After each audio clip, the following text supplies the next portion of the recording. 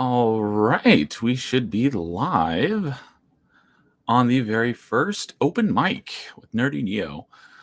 So, this is the first of my new regular non-podcast stream. I'm going to try to do this every Thursday night, but it may jump around between Thursday and Wednesday nights, just depending on my IRL schedule. And the time may jump around as well, but I'm try to keep it between Wednesday and Thursday evenings. And no real plan. It's just going to be kind of very laid back, open ended, not really, no real plan. So it could be me just talking about random video game stuff, kind of like tonight. I might have a guest on, like next week, Thursday at 8 p.m. Gonna be having James NK from Melee Games on. We're just gonna be talking about video games for a couple hours. Might stream a game if I can get it to stream at a good quality. I did do a stream last week to test this out because not only is this the first open mic, but this is also the first real dual streaming to YouTube and to Kick. Although I don't really have many people on Kick, so I don't think I'll probably be seeing any of them yet unless people start following me over there as well. But I did do a test dual stream last week where I was playing Portal to YouTube and Kick, and it worked. So it's just the game didn't look all that great. So, but the stream itself worked. So, or if I have a lot of great interaction with the chat, if there is anybody, I may throw out a link and have someone come on and join me rather than typing in the chat. So, kind of very open ended. So I've got a couple of things just to talk about tonight. So yeah.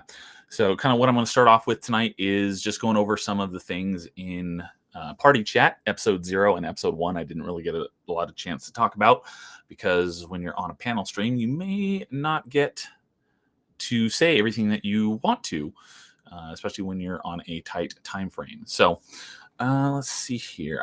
It looked like there was somebody waiting before I started, but I don't. I've been using StreamYards, but James from Melee Games told me about Restream, because on StreamYards, if you want to dual stream, you have to pay for the you have to do the paid version. But on Restream, you can actually stream to 2 locations for free.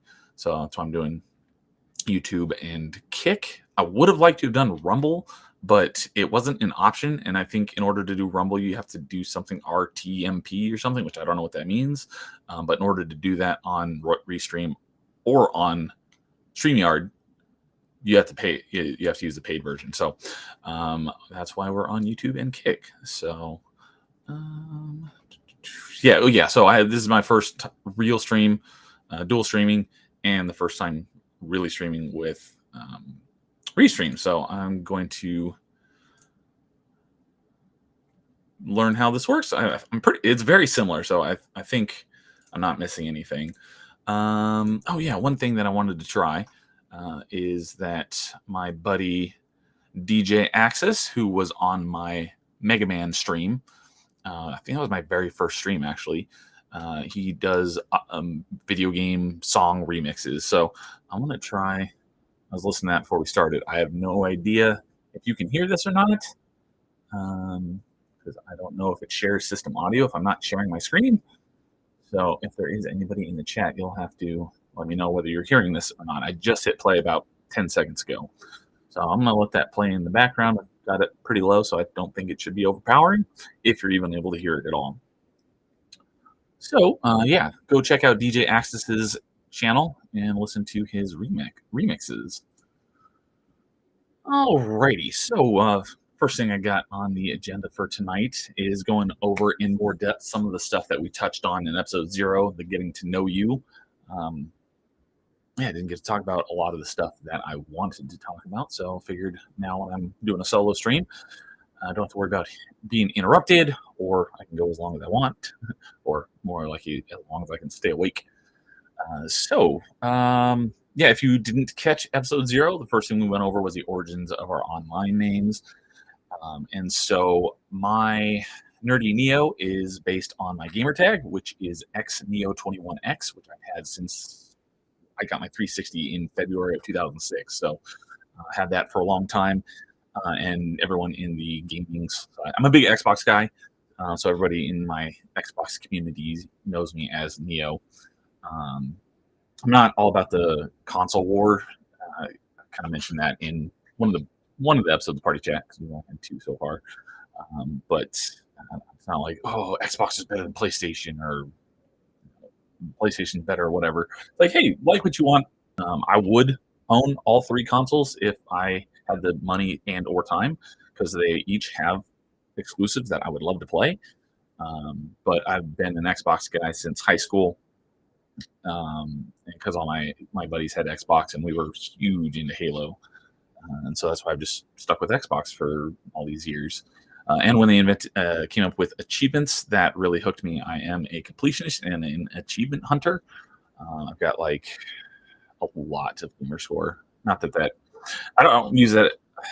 I never use that as like a bragging point. It's more of like, hey, this is just my credentials. As you know, I'm a real hardcore gamer. I've played a lot of games, so I just recently passed 500 completions, and by completions that means every achievement in the game. So if I'm ever my terminology, so to speak, is if I say I beat a game, that means I beat the story.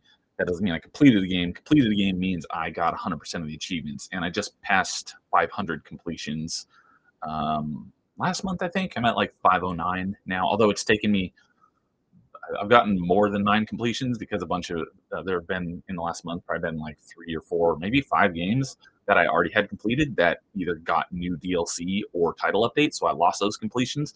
Some of them I've re-attained by going back and getting, the new achievements that were added. There's still a few that have had achievements added that I haven't gone back and completed yet. But yeah, so I am an achievement hunter and a completionist, which is can very much be a detriment because I will once I start a game, even if I end up not liking it, I'll keep playing it to get as many of the achievements as possible. If I know I can get the completion, I'll probably do that, unless it's some ridiculous time sink or it's just something that god awful that I can't stand it. But I will usually stick with it, fight through the pain, and get that completion if I know that I can. So if I start a game, I am going to try to get get as many achievements as I can. So, but yeah, anyways, kind of got off topic there. So yeah, Neo21 is my gamer tag, and I mentioned I think yeah, it was in episode 0 because we were talking about the origins of our name, and in college, a number of years later, me and all my buddies, we called ourselves the Nerd Herd, which I didn't know until I didn't know that I actually came up with that because we're all a bunch of nerds, video games and whatnot. Um, I'd never seen the show. I still to this day have never seen the show Chuck, but I didn't know for a long time that the Nerd Herd was actually like the Geek Squad of the show Chuck.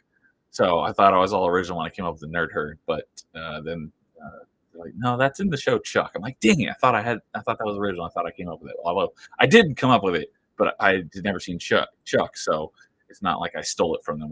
We both came up with it completely separate from each other. Um, so we were all big nerds, and like I said, we were all big fans of How I Met Your Mother. We had quite a few number of slap bets, and we recorded some of them because some of them were really great when people lost the slap bets and got the snot slapped out of them. One of them was at my college graduation party because one of my buddies, let's see here, what was the slap bet? One of them, spoilers if you haven't watched How I Met Your Mother, has to do with who Barney ends up with. And the slap bet was one person was saying that he would end up with Nora, and then the other said he would end up with literally anybody else, and he was the one who was correct. Oh, and so at my college graduation party, the guy who was wrong, I videoed it. I'm sure I've got it somewhere, but he got the snot slapped out of him. It was hilarious.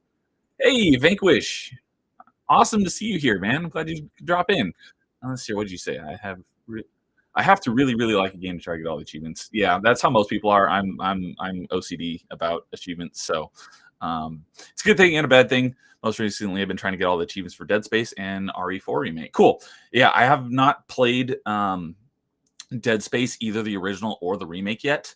I do have it in my backlog because I'm currently working on in the Xbox community. It's called a beam dive, or a dive for short, where you start. They do it's an event they do every July actually. I've just done it outside of the community event, where you basically get one achievement in all the games that you want to convince yourself to play. So I've been working on this dive for like 4 years because I added so many games to it. So once I get my completion back up to where it was when I started that dive and complete that dive, I'm gonna start another one, and Dead Space is on that. I tried to get into Resident Evil 4. I had it on GameCube, and I literally could not get past the opening because the aiming. That's what people call Resident Evil 4, like a lot of people call, like, the greatest game of like all time. Um, I I think the aiming in that game is god awful, and I could not get into it. But when they re-released it for the Wii with the motion controls, I sold my GameCube copy and I bought the Wii version. And actually being able to use the Wiimote to aim actually made that game so much more playable. So actually, I never beat it, but I did get through a good chunk of the game. Um, but and then so the reason I stopped playing was because I'd say half, maybe 2/3 of the way through the game, they introduced the enemy type called regenerators, and like if you don't want to waste all of your ammo, then the only way to kill them is with the rifle with the thermal scope. And I didn't like the rifle, so I'd never even bothered with it, and I didn't have the thermal scope, and I would have had to backtrack through like the entire game to get it. And I was like, nope, I'm done. So that's as far as I got in the game. I tried it again on Xbox when it was in Game Pass to like, all right, let me give. I know everyone raves about this game. I'm gonna try and give it another shot. Same thing. I could not get past the opening with the standard controller aiming, and I gave up. So if it wasn't for the controls and basically locking you into needing that one gun to progress past these enemies, I would have beaten the game. Once I actually got into playing it with the Wiimote, I did actually enjoy it because I don't do like I play a lot of genres of games, um, almost anything, but there are a few genres that I don't do, and horror games is one of them. However, once I actually got into Resident Evil 4, it wasn't. I was expecting it to be like a scary game. It wasn't really scary. It was more of like a suspenseful game, but I didn't really find it scary at all. So I wouldn't even consider it a horror, even though I know it's probably generally considered in a horror survival, or maybe even an action horror. Not so much as like Doom. I know Doom is usually considered an action horror, so it's definitely nowhere near that level of action. But yeah, I ended up enjoying it until I got to that point with the regenerators. Um, but yeah, I know Dead Space. I haven't looked at the achievements because I haven't. Um, it's a ways off. I probably won't be able to get to my next dive where I've got like I think I've got like 250 games planned for that. Um, I think you have to beat it on the hardest difficulty. Well, or maybe I'm getting that mixed up with the foam finger because I know the foam finger is in both the original and the remake, and that makes the game a lot of fun because you have unlimited ammo to kill anything in like one shot. But so I don't know if you have to unlock the foam finger to get all the achievements, but I feel like you have to at least beat it on the hardest difficulty, and I've heard that game is rather difficult. So, but we'll see when I get there. I was. Let's see what you say. Dead Space has the best lore of any horror game. Okay, yeah, I've heard so many good things about both Resident Evil and Dead Space. I did actually play the demo of Dead Space on the 360 way back in the day, and it seemed pretty scary.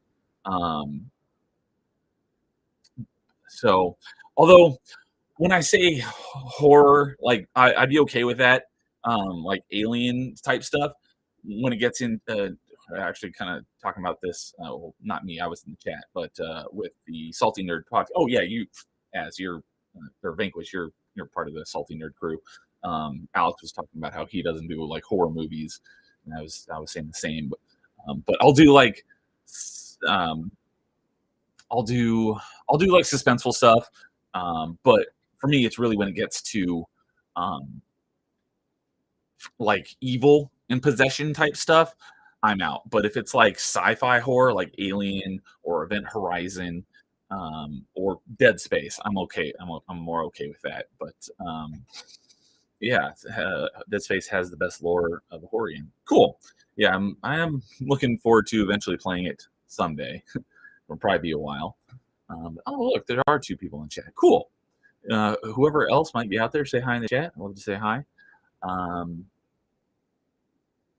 but yeah, I don't know where I was. Oh yeah. So, um, winding, rewinding backwards to where I was. Yeah, so we were all big fans of How I Met Your Mother, and Barney Stinson is all about bro this and bro that. And he's got a guy for this and guy for that, and so we all ended up with bro names. And I was dubbed Broba Fett because I was a big Star Wars guy. Um, so after that, I basically used Broba Fett for all my online names everywhere, up until when I started my channel just recently. And because it's all gaming focused, I wanted it to be based on my gaming persona of Neo 21. So that's where I came up with Nerdy Neo. So Event Horizon is my all-time favorite horror movie. Cool. I saw it once. It was weird. I didn't think it was. There was some. It definitely wasn't like terribly scary. It was, but it was very weird. I'd probably say one of the scariest movies I ever saw was the original Alien. I saw it when I was like 15. That movie creeped me out. I still don't really want to watch it again. And that was the only time I think I've ever seen that movie. I was much more into Aliens, being that they had guns and could fight back. It's more of an action movie.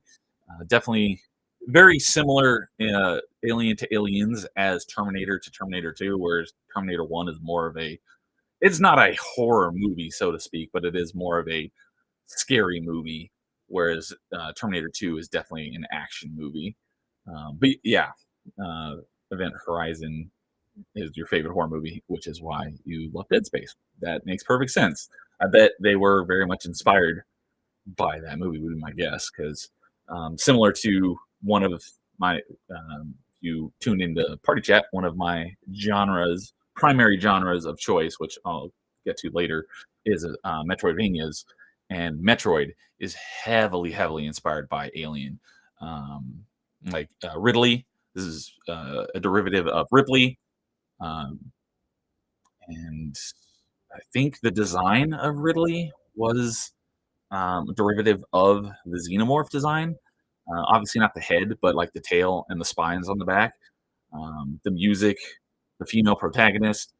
Metroid very heavily inspired by Alien, and Nerdtorial Lifeform. He has a retrospective on the Metroid franchise where he talks about the alien inspirations that play into Metroid. So go check out Nerdtorial Lifeform and his retrospective on Metroid. Um, and he's done some retrospectives for some other franchises, but they've all been really good. And I'm haven't talked to him in a couple weeks, but I'm looking at having him on for episode 2 of Party Chat in a week from Saturday. So, okay, so yeah, that was went into a lot more depth. Oh, never thought of that. Yeah, Metroid. Yeah, so Metroid, the original Metroid, came out in '86, and I believe Alien. I want to say it was 80. Wait, no, the original Alien. I want to say 79. Checking it. Alien. Yep, nailed it. 79, and then Aliens. Aliens. Is that Alien? No, it's Resurrection. It's Alien 3. Aliens. What year was Aliens, the sequel? That was in '86. So the original Metroid and Aliens came out in the same year. But Alien had been out for 7 years by the time Alien, did I just say that? Alien had been out for 7 years by the time Metroid came out. So, yeah. Let me get back to where did my oh yeah, that one is open.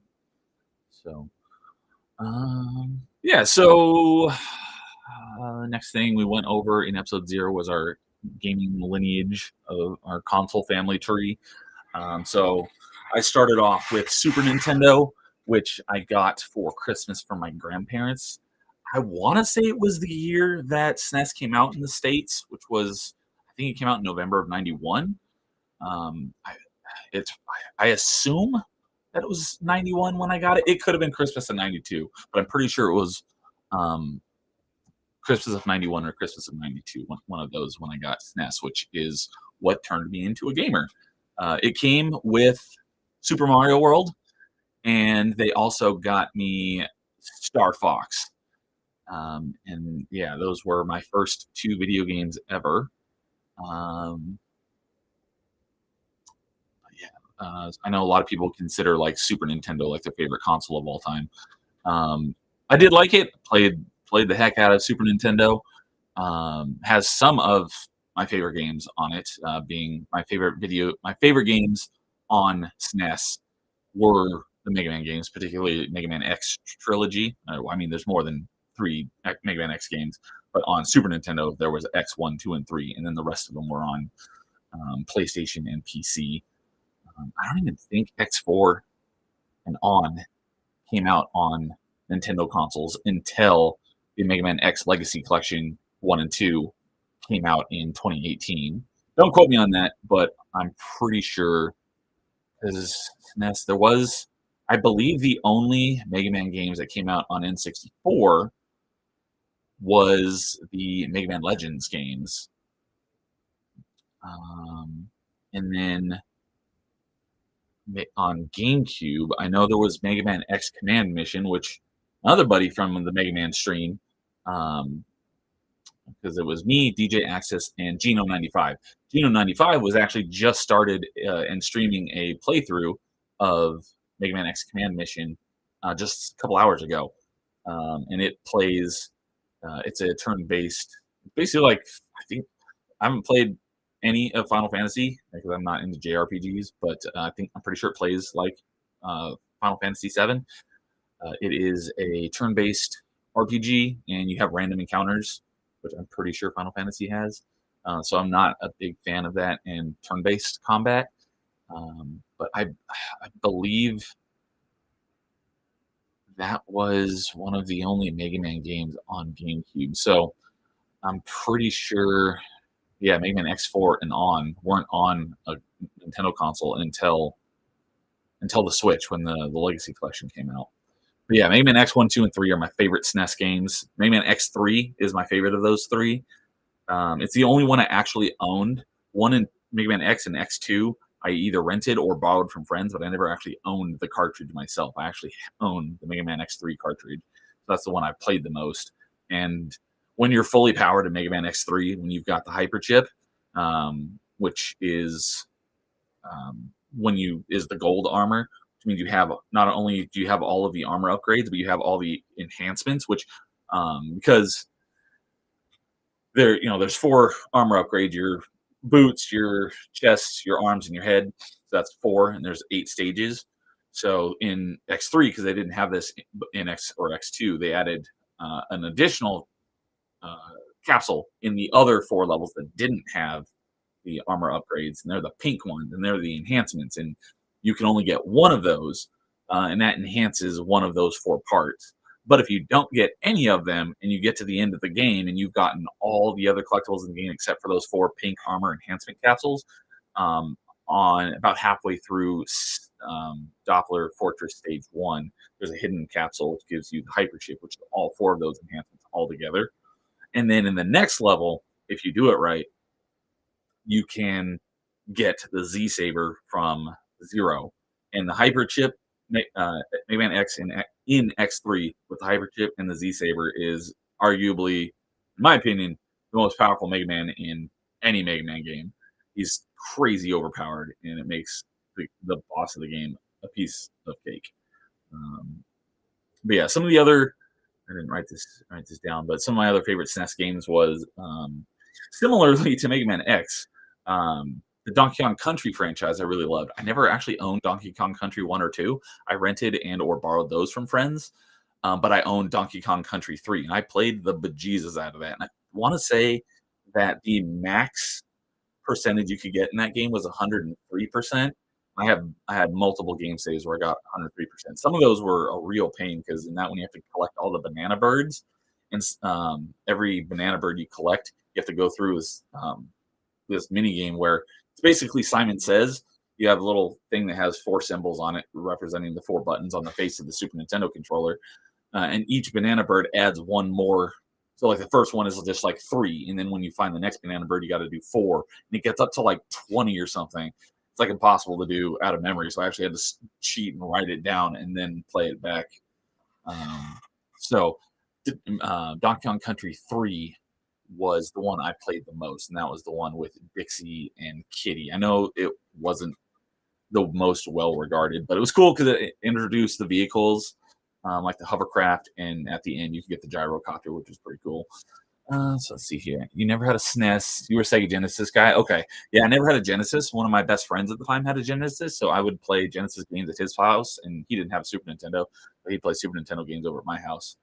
Um, okay, yeah, play Star Fox. Star Fox was cool. Um, and when I ended up getting Nintendo 64 for Christmas from my same grandparents a few years later when N64 came out, that came bundled with not Super, Star Fox 64. So that was my first N64 game. The only console I never owned was the SNES. Okay. But yeah, a lot of people consider the SNES their favorite console, one of the greatest consoles of all time. I know a lot of people can say one of the best SNES games is Chrono Trigger. That was the original one, and then Chrono Cross was the sequel. And I think Chrono Cross, I want to say, was a PlayStation game, not a Super Nintendo game or an N64 game. I think it switched consoles. Don't quote me on that, as I don't, another JRPG. I don't like RPGs, JRPGs, I should say. So I didn't follow Chrono Cross. I don't like turn-based combat, so never really been into it. Yeah. I did play and complete because, like I said, when I got my SNES, Super Mario World came with it, and I did play the heck out of that game and completed it 100% with all the secret levels and everything. That was pretty difficult, but I don't have anything against it. I just think the Mario franchise is highly overrated, and I'm not big into the Mario games. Still have my N64 still up and running. I have it's not plugged in, but I have my N64 and it works too. It's under my bed, packed away. Um, but yeah, but yeah. So Mega Man. Um, what were some- yeah, I can't think of a lot of other ones because my Super Nintendo favorites are a little less traditional than a lot of the ones that are usually cited as the best Super Nintendo games of all time. So I'm trying to think of what some of them are, but I can't think of them. Yeah, so wow, took that long to just get through Super Nintendo. So yeah, like I said, um, continuing along the console family tree. My next was I was a Nintendo kid because of getting a SNES, so I got N64 for Christmas from my same grandparents. A number of years later, I came with Star Fox 64, and that game was really cool. Um, Getting actually more, although the original Star Fox did on Super Nintendo was very impressive. That it was really 3D on the Super Nintendo, where everything else was side-scrolling platformers and stuff. It's impressive what they were able to do with that game, but you can feel it because I've been seeing a lot of people mention it lately on Twitter with the whole argument of 60 versus 30 FPS, and it's like, oh, just you grew up on 30 FPS. Why is it such a big deal now? It's like because of how powerful these machines are, I expect that we should be getting a 60 frames per second, performance mode in any game. Even if you can't do 4K 60, which you should be able to do, there should be no excuses for not having 4K 60. The kind of catalyst for this argument started with the Starfield being that it's locked at 30 FPS. But I think it should be able to run at 60 FPS at 4K, but literally there is zero excuse in the year 2023 to not have at minimum a 1080p option 60 FPS, because I will sacrifice resolution for smoother frame rate any day of the week. You should be able to do, if you can't do 4K 60, you definitely should be able to do 1440p in 60 FPS. but at minimum, there's no excuse for not having 1080p 60 FPS. Um, so yeah. Oh, yeah. I was going with that was that the original Star Fox is most SNES games ran at 60 FPS, but Star Fox was you could definitely see the slowdown of the frame rate in that game on Super Nintendo. But yeah, Star Fox on N64 was pretty awesome. A lot of my favorite games of all time were on N64. When I first played Ocarina of Time, was at that same buddy's house that I mentioned who had the Genesis.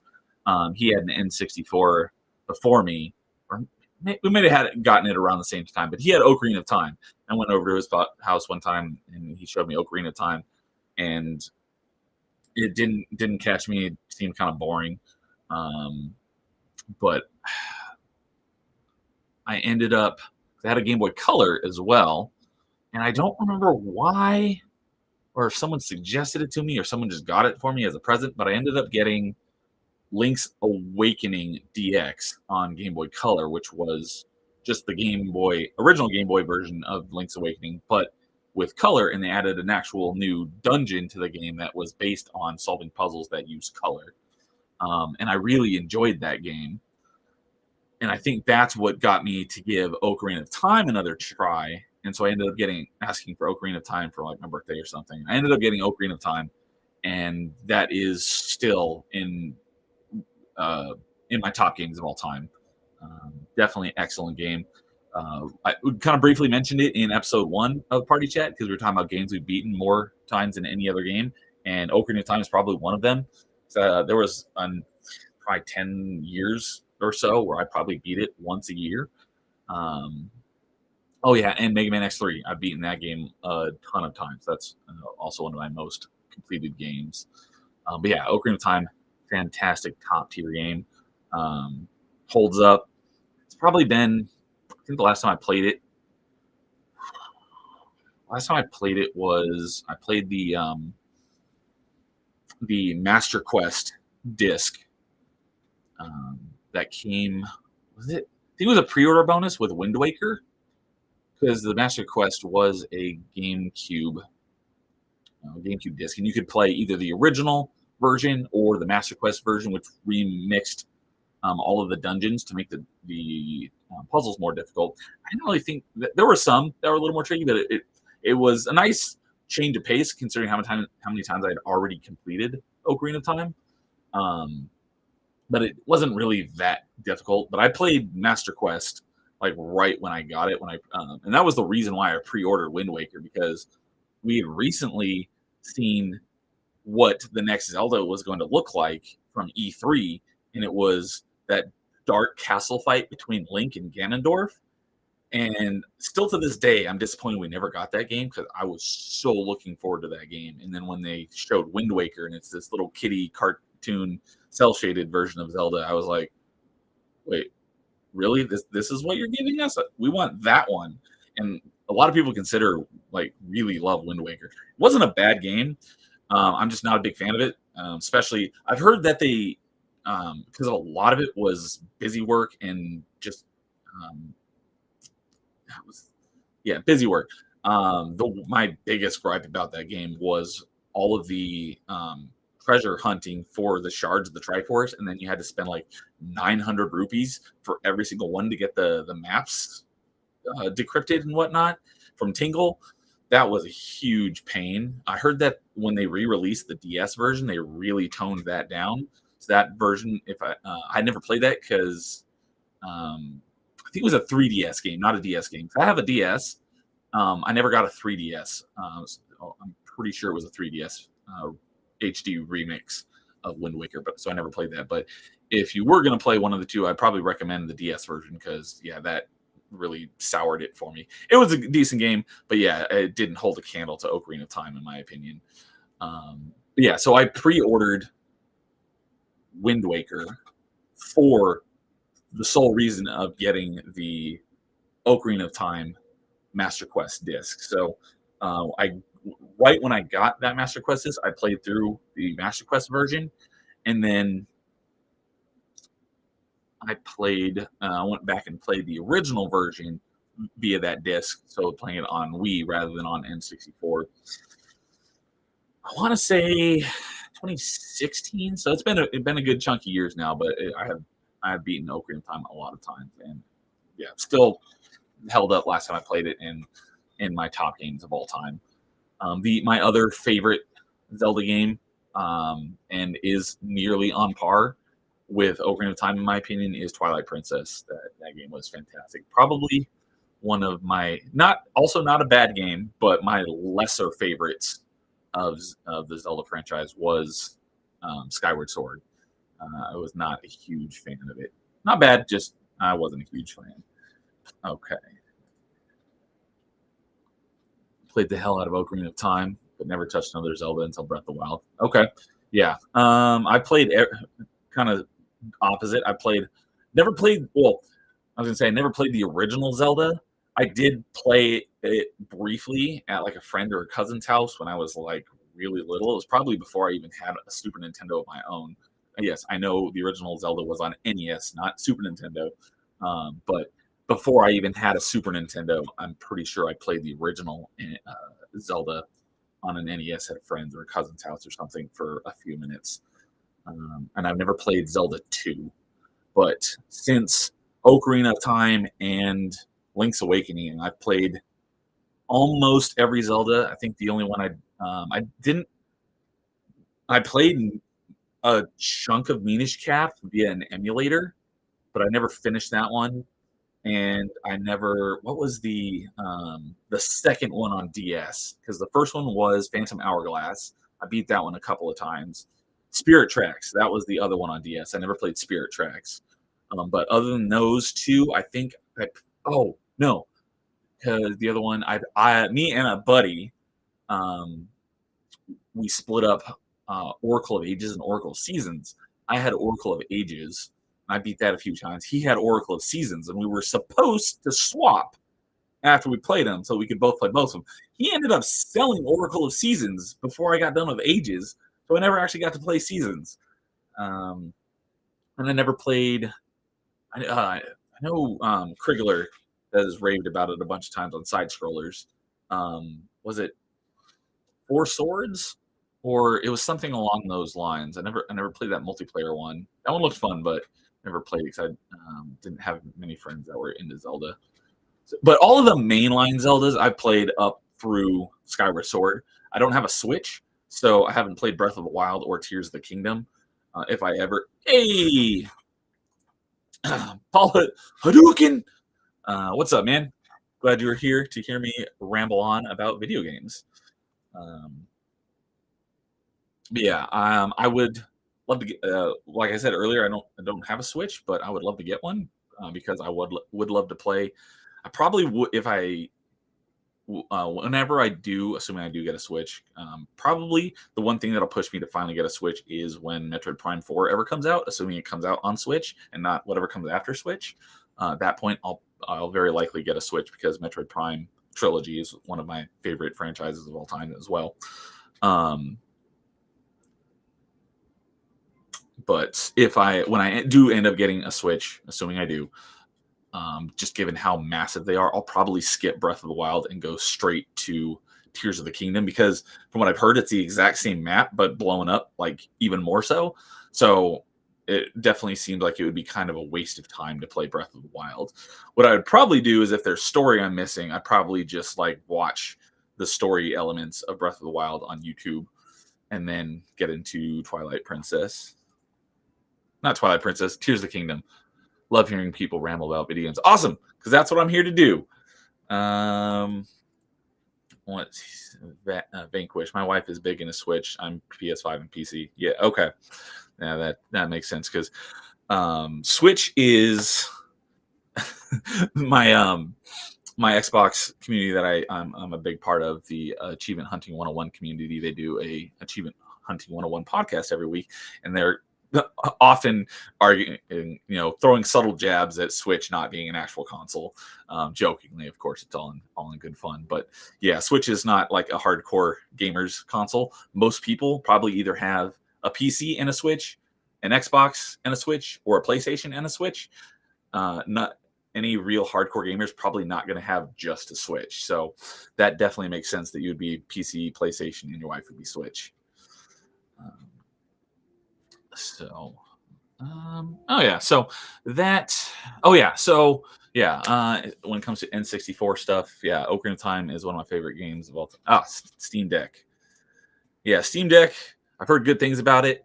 Um, if I was to do a handheld gaming PC, from what I've heard, I'd probably do the Asus ROG Ally. I haven't done a lot of research on it, but from the little things I've heard, it does some things better than probably the main thing about it that appeals to me over a Steam Deck is that I'm pretty sure the ROG Ally runs Windows and not, because I'm pretty sure the Steam Deck runs Linux. Correct me if I'm wrong about that, but I'm almost positive it doesn't run Windows. But yeah, it's like a Switch, but more powerful. But the only way you'd be able to play Nintendo games would be to emulate them, which has its legal gray areas. But yeah, because the ROG Ally, I'm pretty sure runs on Windows. That appeals to me because it can run the native Xbox app. Because, like I said, I'm a big Xbox guy, which would allow me to access my Xbox library and cloud game streaming and stuff like that, and Game Pass. So, Vanquish. When I was looking into the Steam Deck before it launched, the thing that really had me interested, that basically really does make it as a Switch, is it's got a docking station. Do you happen to have that docking station, or has that docking station even been released yet, so that you can dock it and play like on your TV? Because I'd be interested to hear how that works if you do happen to have the docking station. Let's see here. Paul Hadouken just got a Switch a few months ago and it's decent. I like playing little indie 2D games on it. Yeah, it's not terribly powerful, which is why it definitely could use a like a mid-gen refresh, put in some more power, or heck, even maybe release just a new dock that has some additional processing power. So when it's docked, you can play it either in higher frame rate or higher resolution. But when you're on mobile version, you don't get all that power. But given that what it came out in 2016, I think. So it's 6 or 7 years old. What they've been able to accomplish on the Switch, especially with Tears of the Kingdom as a great example, it's impressive what they were able to do on that game. And the file size in that game is tiny for how massive that game is. And the file size of the game is like 16 gigs. Very impressive. Okay, Vanquish, I have the Steam Deck dock. It's the fastest refresh rate of anything. Sweet. Yeah, if I had gone with the Steam Deck, I definitely would have done the dock so I could play it on the TV because, yeah, I typically like gaming from my couch in front of my 75-inch TV and not at my desk with my little 20-inch monitors that are only 1080. I'm looking at getting a new 4K monitor. Not that it's going to do a whole lot now because my PC is like 12 years old. I've got a new PC with all the parts, but I haven't been able to get it running yet. So I need to make that a priority. And then I'll actually be able to play actual new games. Because right now, this PC, the only thing it play is like old small games that are, small file sizes or pixel art games that don't have a lot of processing power. So Ocarina of Time is one of my favorite games of all time. N64, some of the other favorite games of all time. GoldenEye was huge. Played the heck out of that in multiplayer.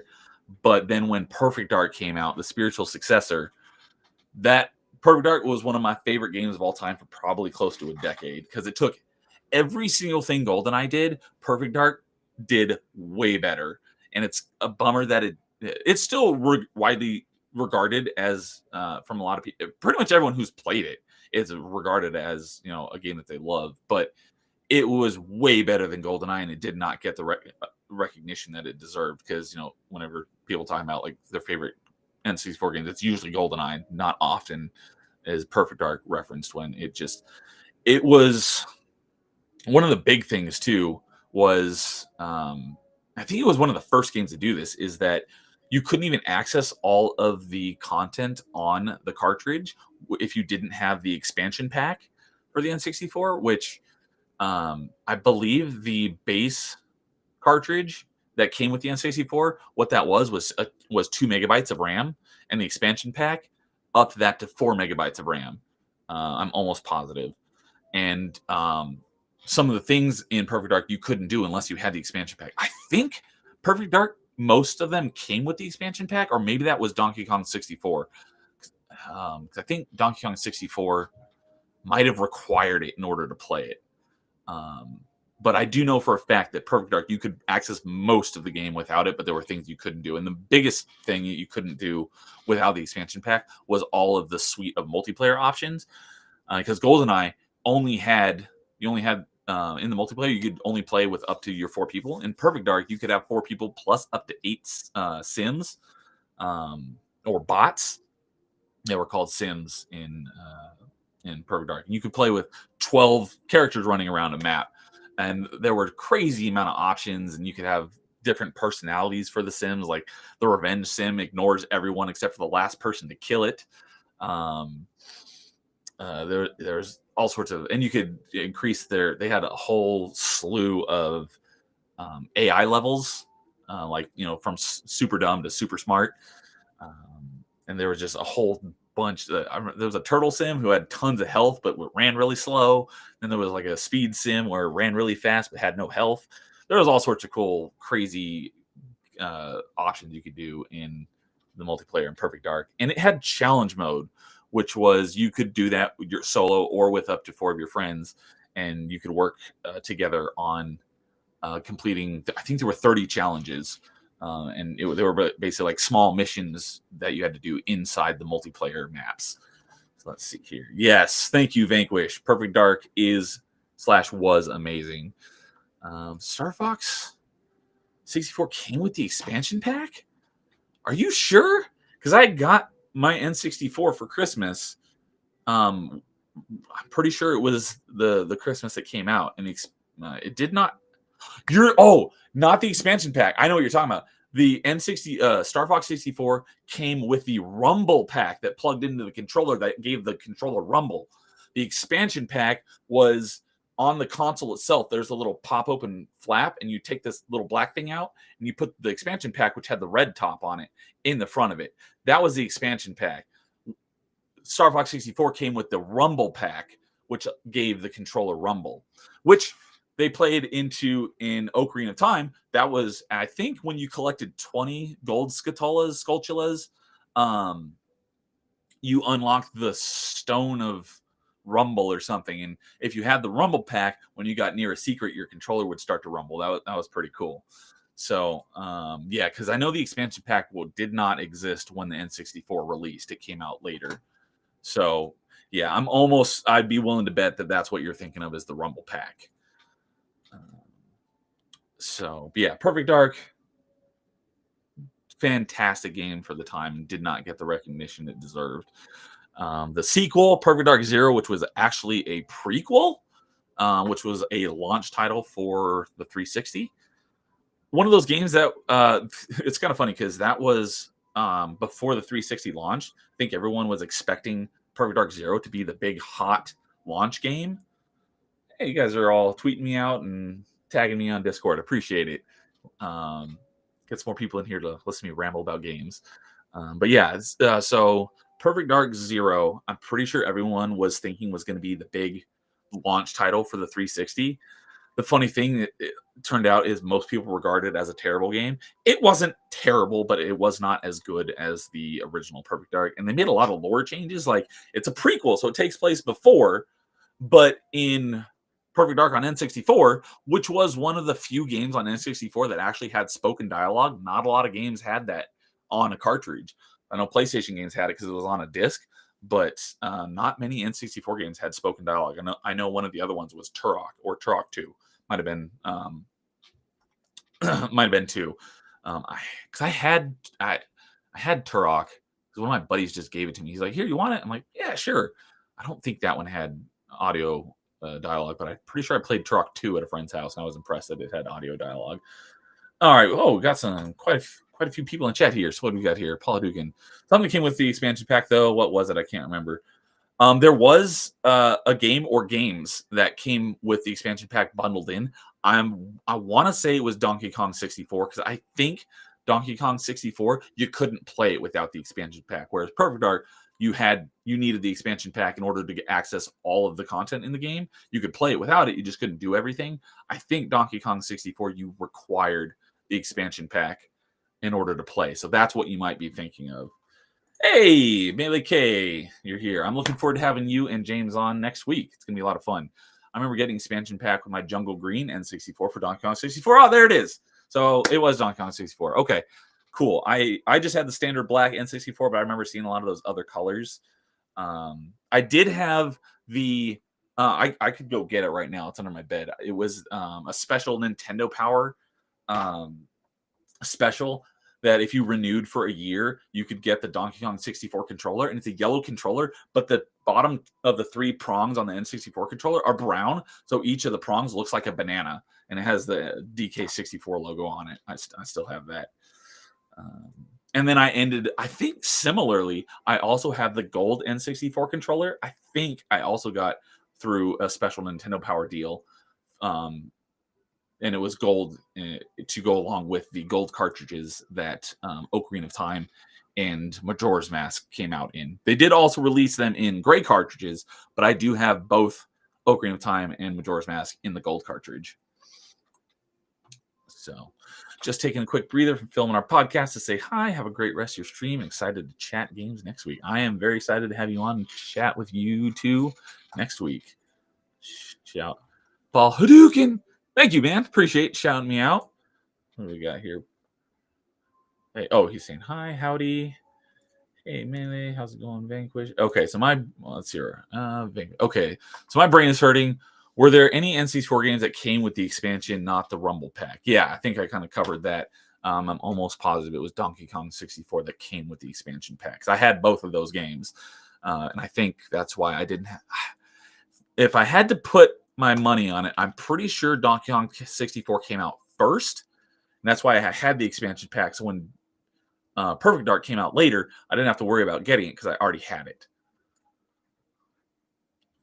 When you invite, I'd be happy to have you guys. Yeah, one of the things I was going to say at the start that I don't remember if I did say it or not. But yeah, so the reason I wanted to call this stream open mic is because it's very not unscheduled. There's not a whole lot of structure to it. So if you guys want to come on sometime and just talk video games with me, let me know. I'm going to be trying to do this. I'm trying to do it every Thursday night. I think I'll be able to stick to that, but it might be Wednesday nights. But yeah, I'd love to have any of you guys on to just talk video games sometime. So let me know when works for you guys. I'd love to have you on. Yeah, so Perfect Dark. Yeah, other favorite N64 games. I think the very first N64 game I ever played was over at a friend's house before I had my own N64, and it was Blast Corps. That was a fun game. It was interesting. I've never seen a game quite like that since. I remember my favorite thing was the orange robot with the propellers on his shoulders that allowed him to fly. And you do the stomp thing, you had to crush buildings. You had to make way for the big, looked like a big fire truck or gas truck, and if it hit a building, it exploded and you failed.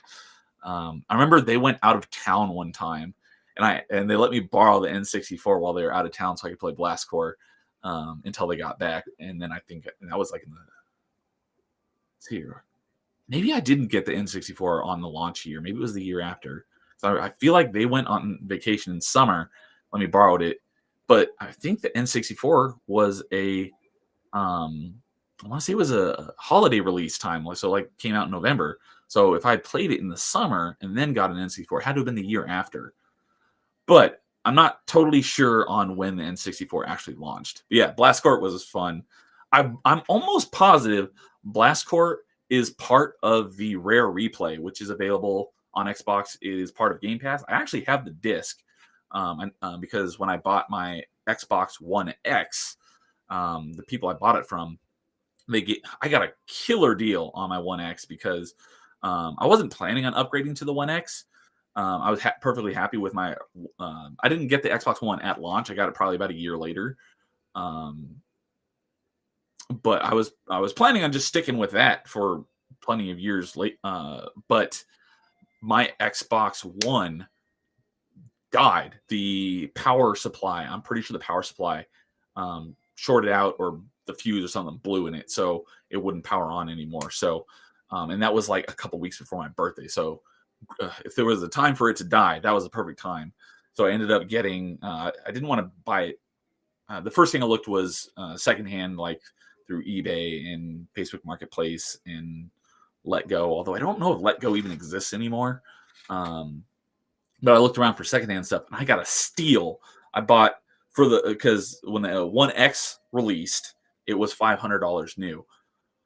I got it only a few months, 'cause I think it came out in March of 18, and I got it in July or late June of 18. So only a few months after it came out, and I got a steal of a deal. I bought it through, I want to say it was through Facebook. No, it wasn't Facebook Marketplace, because I remember I went over to their house and I met them in person. I might have found them on Craigslist, whatever. I was able to get a Xbox One X, practically brand new, 2 controllers, and a whole bundle. They're literally like 20 games, and a lot of those were collections. So a lot of them had, like the Mega Man Legacy Collection 1 and 2. That's like 10 games right there, and that's 2 discs. I got like a DMC collection, a Metal Gear collection, a Resident Evil collection. So if you were to count each one of the games that I got as a single game, I probably got like 50 games, 2 controllers, and an Xbox One X practically new for $500 for the same price as you'd buy it just the console new with no controllers and no additionals. So I got a steal of a deal on that. You want to upgrade your Xbox One, even do One X. I was planning on trading in my One X when the Series X came out, but I ended up keeping it. I'm kind of glad that I did, because it's nice to have it as a backup. Anyways, where was I going with that? Oh wow, I've already been in almost an hour. Awesome. And I had all this stuff lined up, and I figured that I'd be through it in like 30 minutes, and I've only gotten to like 0.3 out of like 20, so I'm definitely not going to be getting through all of this tonight. I'll have to keep some of this for next week. Or no, I won't be next week, because I'm having James and Kay on, so I'll probably have to save a lot of this for the week after. So where to leave off some of my favorite N64 games.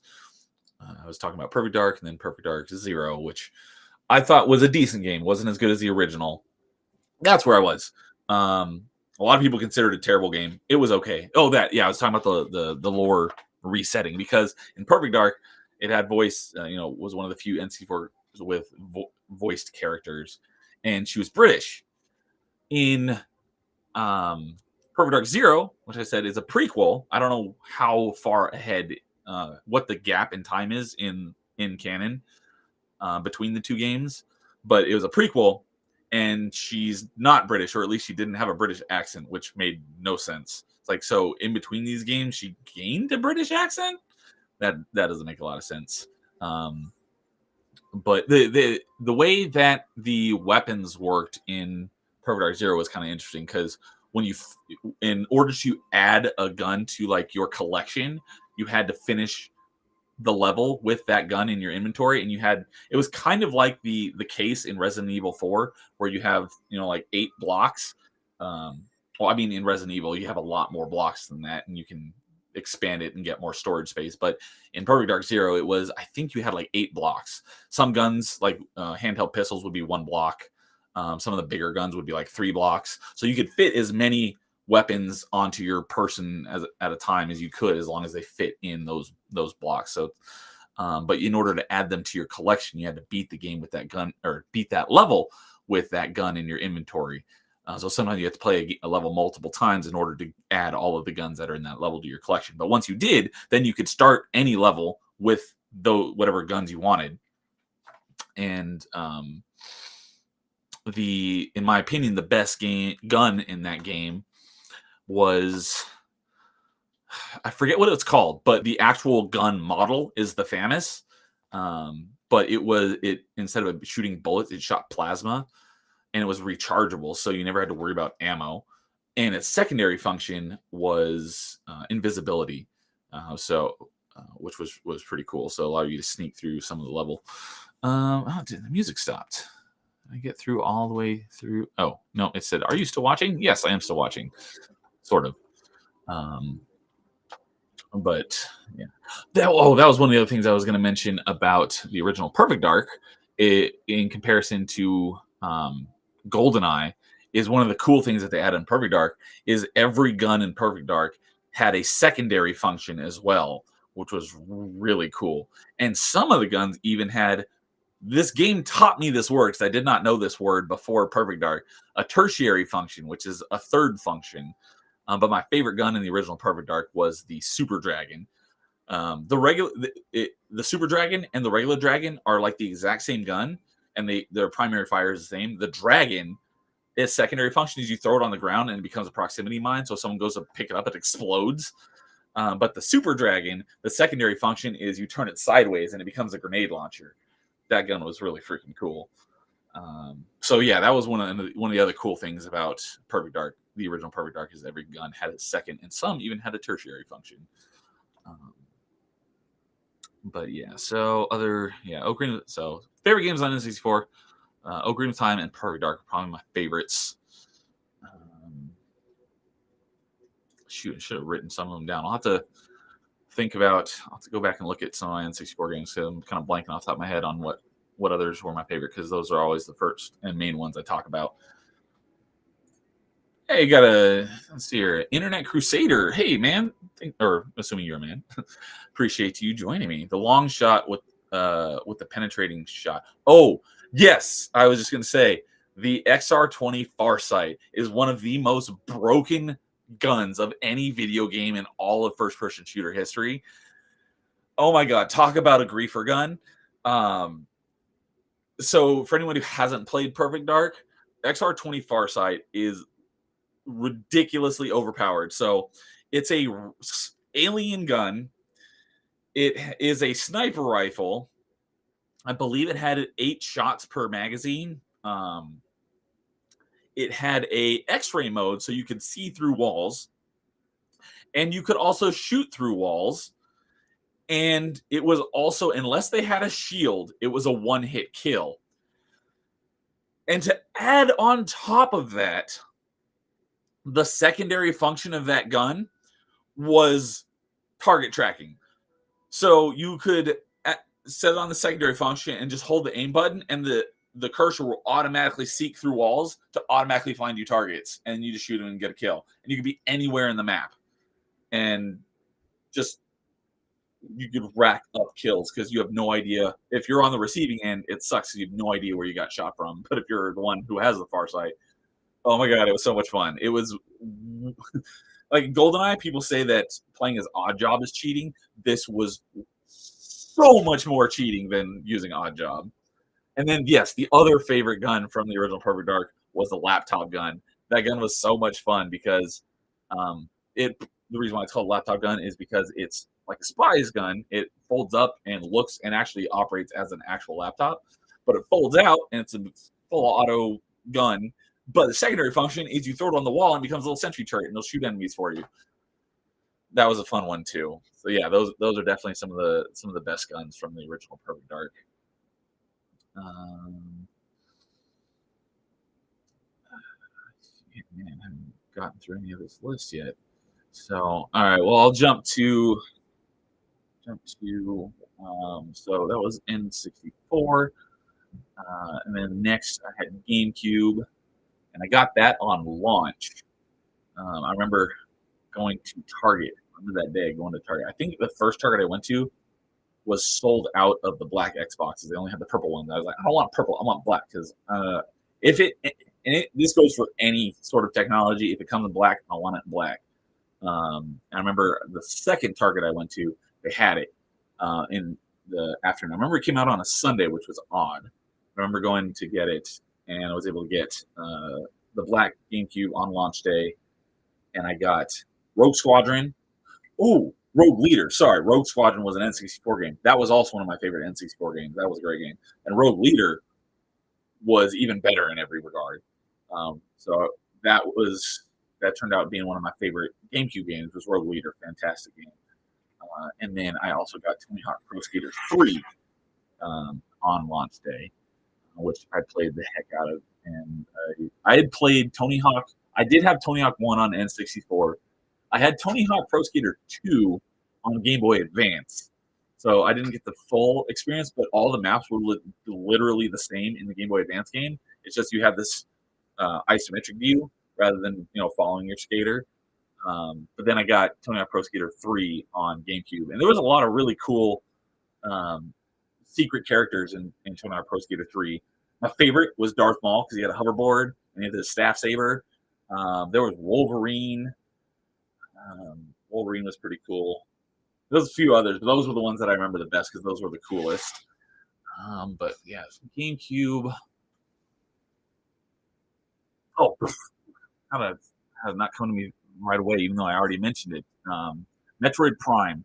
The Metroid Primes 1 and 2 were on GameCube. Metroid Prime 3 was on Wii. They eventually added the Wii controls to Metroid Primes 1 and 2 when they released the Metroid Prime Trilogy collection on Wii. I always wanted to play, but I never did. That's kind of a collector's item. Even to this day, if you go and look for it, like to buy it on eBay and stuff, it's pretty expensive. I think the cheapest you can find it. I think the last time I looked was like $100. So I never bothered playing. I always wanted to, but I was like, that's too expensive. But let's see what I think we say. Only thing I remember from GameCube, Metroid. Yeah, Metroid Prime is one of my favorite games. The whole Metroid Prime trilogy is one of my favorite series of all time. Those were fantastic games.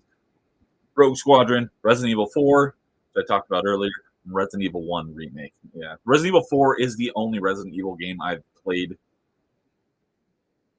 at all. So, yeah, like I said, I'm not really into those type of games, so I've never been into Resident Evil. And what? Internet Crusader. I have a stack of my GameCube games on hand right here since I've been streaming it. Nice. So, yeah, it wasn't...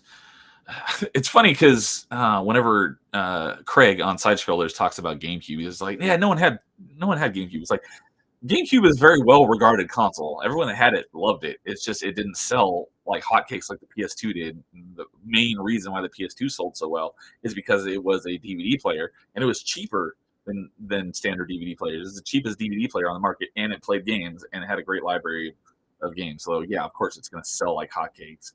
And GameCube had those little tiny half discs, which was very odd. It's like, why wouldn't you just make it full disc so you can fit a lot more on the disc than limiting yourself? Hey, what's up, Tim's Talk? Glad you're here to hear me ramble on about video games. So, but GameCube, that was my last. No, I did have Wii after that as well. But, it's weird. I love GameCube, but I don't remember much from it. Yeah, they didn't have as many memorable games. And Paul Hadouken, I didn't have a GameCube. Missed out on those games. Yeah, not as many people had it, but it was still a great console. Oh, and one of the other top tier games from the GameCube era was Smash Bros. Melee. Which I played probably of the Smash games. Like I said, I don't have a Switch, so I never played Ultimate. But I had. It's funny. I never owned Super Smash Bros. On N64. I borrowed it from a friend, and then I ended up. I don't think I ever saw him again, so I still have his copy of Smash Bros. But it wasn't technically mine, so I never actually owned it, but I do own it. So I played a heck of a lot of that. Played a lot of Smash Bros. Melee on GameCube. Excellent game. That's widely considered to be the most professional of the franchise, and definitely like the tournament ready of the game in the franchise. But the one I have played the most of was Brawl, which most people have kind of a problem with. The biggest thing and literally the stupidest thing ever that they added in Brawl was tripping. Just randomly, your character will just fall over for no reason. It's the dumbest thing ever. But I ended up playing that one the most because I was talking about earlier. Me and my college buddies, the Nerd Herd, we played the heck out of Smash Bros. Brawl. So that's why I played that one the most. And let's see here. So on the original Smash Bros, my main was Samus. In Melee, my main was Roy. In Brawl, they got rid of Roy. Now they kept Marth. I don't have anything against Marth. I just didn't like him as much as Roy. And in Brawl, they got rid of Roy, and his quote unquote replacement was Ike, which I don't really consider of an exact 1-to-1 because Ike is much slower and heavier hitting than Roy was. Roy was a really great balance between speed and power, whereas Marth was all about speed, but not very was not a terribly powerful character. But Ike became my main in Brawl, and I really liked him because for how powerful he was still pretty slow. But for the power characters like Ganondorf and Bowser, I think Ike was similar in power to them, but he was quite a bit faster than them as well. So I really liked Ike and his crazy powerful attacks. It was just fun to like if they lined up like his charging B attack, like 3 people get right in front of you, just kill all of them at one time because it does like 50% damage if it's fully charged. That was a lot of fun. Let's see here. Internet Crusader. I had a friend in high school trying to go pro in Melee and he used me as his punching bag. I'm sorry to hear that. Yeah, if you're playing against people who are really good, it may not be as much fun for you. Saying hi to Tim. All right, what's Internet Crusader? Kirby, Ganondorf, Ike in that order. Didn't play much Smash, and I haven't played too much Ultimate, but it's super fun. Yeah, Kirby, the buddy I was talking about earlier, who was my buddy who had the Genesis. His main was Kirby, and mine was Samus. Let's see here. Ganondorf is weird because he's kind of a glass cannon. Yeah, he was a what's the term that they use, like mirror character or but yeah, he's basically a clone character. I don't know what the technical term is, but they've taken characters and reskinned them and kind of changed them a little bit. And Ganondorf was a reskin of Captain Falcon, but was slower and way more powerful. And just like Fox had Wolf. Wolf is a reskin of Fox. Lucas was a reskin of Ness. Lucas became one of my backups. But yeah, he's incredibly strong, but super slow. Doesn't have a good recovery. Yeah, his power, his Warlock punch, man. That thing, if you land that, there's almost no coming back from that. Thank you, Internet Crusader. Echo Fighter. Yes, that's the term for when they take an existing character and reskin them and change them up a little bit. Echo Fighter. But yeah, so I've never even touched a Wii U, much less seen one in real life. So I'd never played the Smash Bros. Wii U, and like I said, I don't have a Switch, so I've never played Smash Ultimate. But if I did get a Switch, like I said, probably the thing that would push me over the edge and to actually force me to get a Switch would be Metroid Prime 4. And if that happens, I would also get Tears of the Kingdom, and I would get Smash Bros. Ultimate. Yeah, not as many huge top tier games on GameCube as some of the other platforms. Man, talking gets you thirsty. So I ended up getting a Wii. I remember going to the GameStop at midnight at the launch of the Wii, and I got, oh heck, what did I even get with it? Obviously, it came with Wii Sports, which that was a lot of fun. I even got my family members to play that, which they've never touched a game controller in their life, and they even had fun playing Wii. Use my Wii U mostly to play old Wii games. So it was backwards compatible. You could play Wii games on the Wii U. Particularly Fortune Street. I've never even heard of that game.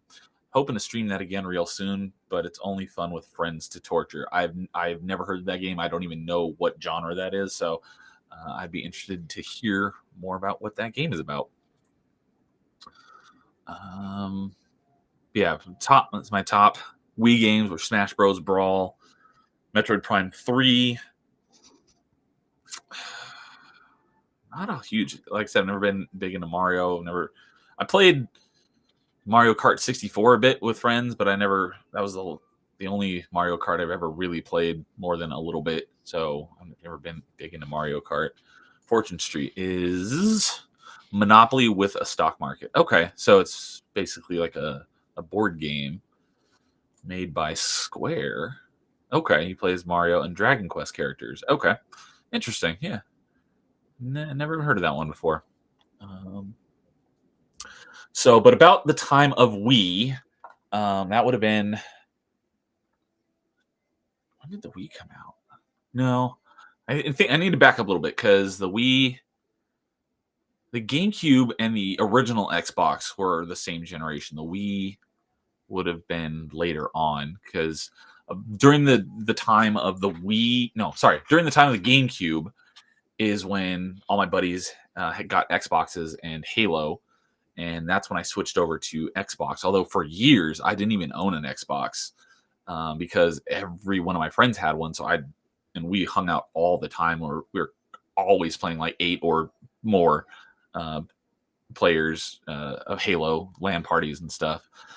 It wasn't even until late in the Xbox's lifespan that I actually bought my own original Xbox from a buddy of mine who didn't want his anymore. Um, so during that time, I had GameCube and Xbox, and that's also when I built my first computer, and I was PC gaming at the time. So I was playing a lot of stuff on PC, like the early Splinter Cell games. Played those on PC. And one of the things I loved about that versus the Xbox version of Splinter Cell is um, my buddy, one of my buddies had the Xbox version, and it was based the saves were based on checkpoints, whereas the PC version you had quick save and quick load, and you could save you could save at any time, whereas the Xbox version I don't believe had that. And I loved the heck out of Splinter Cell. I loved playing through a room using one strategy, and then I'd immediately reload my save and play through that same room again using a different strategy. And I would do that like 5 or 6 times before I'd move on to the next room and do it all over again. So it would take me a lot longer than you would expect to get through one level because beating that one level would essentially like beating each level like 5 or 6 times. Um, and then it was quick and easy to do that with quick load and quick save, or quick save and quick load. And that was also why Jedi Outcast and Jedi Academy are some of my favorite games of all time, and still to this day, in my opinion, the best Star Wars games, and hands down the best games ever when it comes to lightsaber combat. Um, and similarly to Splinter Cell, they had quick save and quick load, so I would do you know do some lightsaber fight or do some section, and then I'd reload it and do it again some other way. Or some of my favorite fights, like in Jedi Outcast, I think I never remember whether it's like level 9 or level 11, but it's the first level you unlock the fast lightsaber style. That's my at least in Jedi Outcast, my favorite lightsaber style is the fast style. And that first level you get the fast lightsaber style, you meet up with Luke Skywalker and you and him fight off 4 reborn Jedi together. That's one of my favorite lightsaber fights in any Star Wars game of all time. I've literally played that fight like hundreds of times. I would beat it and I immediately reload my save from right before that and do it again. Done that so many times. I love that fight. So let me. I've got a few things in chat here. Vanquish, I remember standing in line at Best Buy at 4 a.m. to get a Wii for my sister. It was one of the most fun experiences I've ever had. Met some awesome people. Yeah, I got mine. I met a lot of fun people from midnight launches. I got my Wii at GameStop. I think one of my favorite midnight launches was probably one of the last ones I went to was for the midnight launch of Portal 2, which is one of the best puzzle games of all time. That was a really fun launch party. And we're talking about like game length. It's like, well, the dumber you are, the longer the game is. I went to midnight launch of Halo 2 was fun because the GameStop we went to was doing a Halo tournament. And like I said, me and all my buddies were huge playing Halo all the time. So we went and competed in the Halo tournament. I don't remember what the reward was, but one of our buddies in our group was the guy who won the tournament because he was the best of all of us. And he was crazy good. His name was Robert. Duke in Wii U 2007. Yeah, okay, thanks. And the 360 came out in 2005. Yeah, that sounds right. Yeah, I did know the 360 came out in 2005. Came out in November of 2005 because I remember I was fortunate enough to find one while it was still in super limited supply in February of 06, and that's when I got my gamer tag because that was I didn't have Xbox Live on the original Xbox. I didn't have it until the 360, and then Wii came out in 2007. That sounds right. And PS3 was in 2006. Okay, I would not have known that because I've never owned a PlayStation. Okay. I stood in line to get a Wii and got screwed because people kept cutting in line. Oh, people holding places for their friends to show up later. Yeah, it's the worst. I was the first in line to not get. Oh, that's brutal. You were the very first one. They're like, okay, we're all out. You have to come back another time. Oh, that sucks. I had something similar when the Series X came out. I had it pre-ordered, and I was fortunate enough to I remember I got up early because they released pre-orders for the Series X in September, and then it launched in November. I remember getting up early the day that they were going to go live, and I was able to get a pre-order of the Series X. November comes around, and on the day of release, everyone's checking the website for their order progress, saying in being processed or whatever. And mine just said still like on hold or something. I gave it a day. It didn't change. It was still saying on hold, just because it hadn't even shipped to me yet. So I called their support. I literally waited on hold for like an hour and a half or 2 hours to get through to them. Finally got it through to someone, and they're like, oh yeah, it's just with how many orders there are, it's all backed up. Just give it a couple days and it'll process. The next day I checked it again and it said order canceled. I didn't cancel it, and I definitely would not have told it to cancel. The system just canceled my order, so then I had to end up waiting to get one after whenever I could get one, which I ended up, because that was in November. I finally got one in the following July, beginning of July, which is my birthday. So that was a nice present. I was finally able to get one right around my birthday. So I had something similar. Thank you. Jonathan Davis. Oh, hey, thanks for joining us, man. I just friended you because we were chatting in the Side Scrollers chat yesterday. I think I friended you on Twitter, and then you followed me back. So awesome that you're here. And yes, Jedi Academy is the GOAT. I need to do a playthrough of that again because I have not played through that game enough times. I played through Jedi Outcast more times, but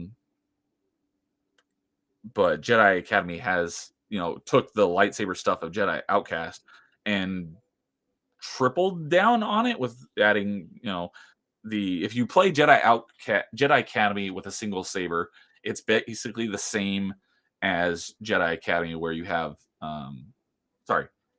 Jedi Outcast. Playing Jedi Academy with the single saber is basically the same as playing Jedi Outcast because you end up with all three of the saber styles: normal, fast, and heavy. But they also added the option to do staff saber, which is my saber style of choice, or dual sabers. So those two things were not in Jedi Outcast. So yeah, Jedi Academy is fantastic, top tier game. Vanquish. Damn, dude. Splinter Cell, Jedi Outcast. You're taking me way back. Yeah. Some top tier games of back in the day. Internet Crusader. Pre-ordered Halo 2 almost a year in advance. I think it was the last time I waited for midnight launch. Okay. The funny thing about Halo 2 was we were huge Halo 1, and one of the greatest things about Halo 1 was the sniper pistol, the M6D. That's literally the only gun you needed in multiplayer or campaign. It was so overpowered. So I understand why they nerfed it in Halo 2, but it was a bit of a disappointment to lose that hand cannon. But yeah, we loved Halo 1 multiplayer so much more than Halo 2. After that midnight launch, we had that tournament. We all bought Halo 2. We played it for a few weeks, then we went back to playing Halo 1 again until Halo 3 came out. um, Although one thing that was cool, I don't remember if this was before. This was might have been even after, or no, it had to been before. We before Xbox Live existed, there was a program you could plug your Xbox into your computer and run Xbox Connect. That's the regular spelling, CONNECT, not like the Connect camera that came along later. But Xbox Connect would trick your Xbox into thinking it was on a LAN. That way, you could play multiplayer games on the internet against people, anywhere who had an internet connection. So we used that to play Halo 1 online against people all over the world before Xbox Live existed. That was a lot of fun. If you had good ping, if you had lag, it was terrible. Duke Nukem Forever was the last time I pre-ordered any game. I never played Duke. I've never been into Duke Nukem, but I know all about the Duke Nukem fiasco. So that's definitely, I think for obvious reasons, that makes a lot of sense because that game was not good for, I want to say it was in development for like 15 years and it came out a pile of crap, literally. That makes sense. I think I'm almost positive the last game I pre-ordered and was the last game I bought new because I'm a very frugal gamer. I basically don't buy games now until I can get them for like 50% off or more, which is usually like a year or so after they're out. So that's usually also when they're patched, so I don't typically have to worry about bugs, and I can usually get it for a huge discount, and a lot of the time the Game of the Year edition with all the DLC for way discounted prices because I've got so many games in the backlog. I don't need to play the newest stuff right away. So I'm very frugal. And then even when I do buy them, I'll have to do a whole stream or video about it. But if you can basically earn free money using Xbox's or Microsoft's reward system. So I redeem my reward points for the Xbox Store credit, and I use that to buy my games. So I almost never spend any actual money on games, even though I'm buying games fairly regularly. But yeah, all that to say is the last time I bought a game new on launch for full price or pre-ordered was probably Destiny 1 in 2014. And that is also probably one of my most anticipated games of all time. I don't think I've ever been more excited for a game than I was for Destiny. And I'd never followed a game through development like I did Destiny. And I played. That's also one of the topics that we'll talk about on Party Chat one time is what, in episode 1, we talked about what games have you beaten the most. But one of the other topics I've got on my list to talk about is what game have you spent the most hours in? And for me, it's definitely Destiny 1. Even though you don't really beat Destiny because it's kind of like WoW, or MMOs. You don't really beat them. I mean, you can play through the campaign again, but no one really does that. They do it once, and then you just play it, to max out your character and stuff. So I wouldn't say I've beaten it that many times, but I have spent more time in Destiny 1 than any other game. And I never played Destiny 2, though. Let's see. Let's catch up here. My friends and I sank Sony hours in Halo 1 and 2, glitch hunting, legendary runs, skulls, just messing around, going out of bounds like crazy. Yeah, I remember we did have a lot of fun screwing around in Halo 2, messing around with like the super jump. Just had something to do with like crouching in a spot you're not supposed to be in. Then when you hit the ground, you just like skyrocket super high. I remember because I got all of my buddies into Red versus Blue. I was the one who discovered it first. I think I discovered it accidentally around episode 6. I remember going to school the next day and saying, dude, you guys got to watch Red versus Blue. It's freaking hilarious. So we all got into Red versus Blue. I remember messing around a lot in Blood Gulch, just trying to launch the Warthog as far as you could by sticking, putting regular grenades. In multiplayer maps, the vehicles, were vehicles destructible at all in Halo 1? No, they were not. That vehicle destruction wasn't introduced until Halo 2. What it was is, in Halo 1, in the campaign, if you kill a bunch of NPCs or co-op partners, they'll drop all their grenades. You could throw a grenade in, and then all the other grenades explode, but it only does that in campaign. In multiplayer, it does not do that. So when you're doing multiplayer maps, we would have to time it where you throw the plasma grenade first. It had a longer fuse, and then you would throw the frag grenade because it had a shorter fuse, and then shoot your rocket launcher so that all the explosions would go off at once.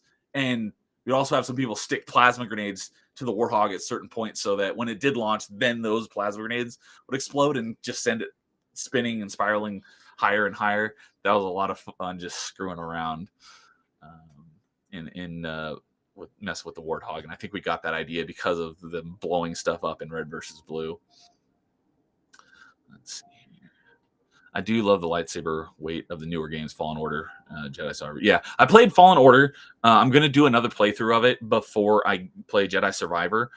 I am looking forward to playing it because they are definitely the best. Jedi Fallen Order and Jedi Survivor are by far the best thing we've gotten out of Disney Star Wars. And it's the lightsaber combat is definitely very different than it was in Jedi Outcast and Academy, because in Fallen Orders, like it's basically the combat is a Souls-like combat where you like lock onto your enemy and you have like parries and swings and stuff.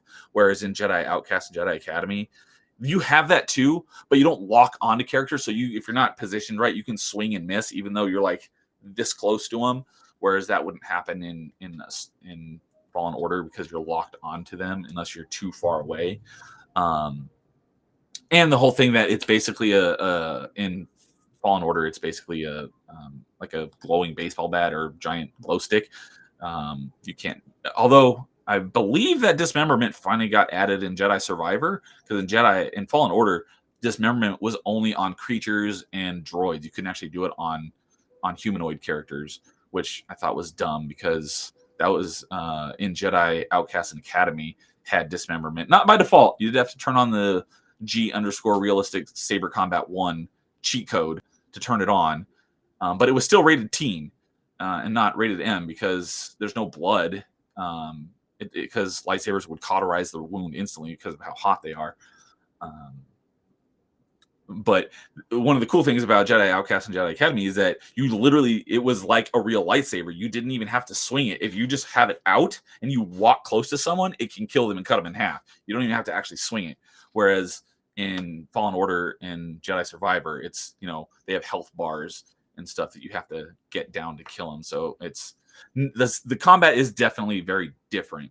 But I understand having it that way for gameplay and actually being able to have health bars.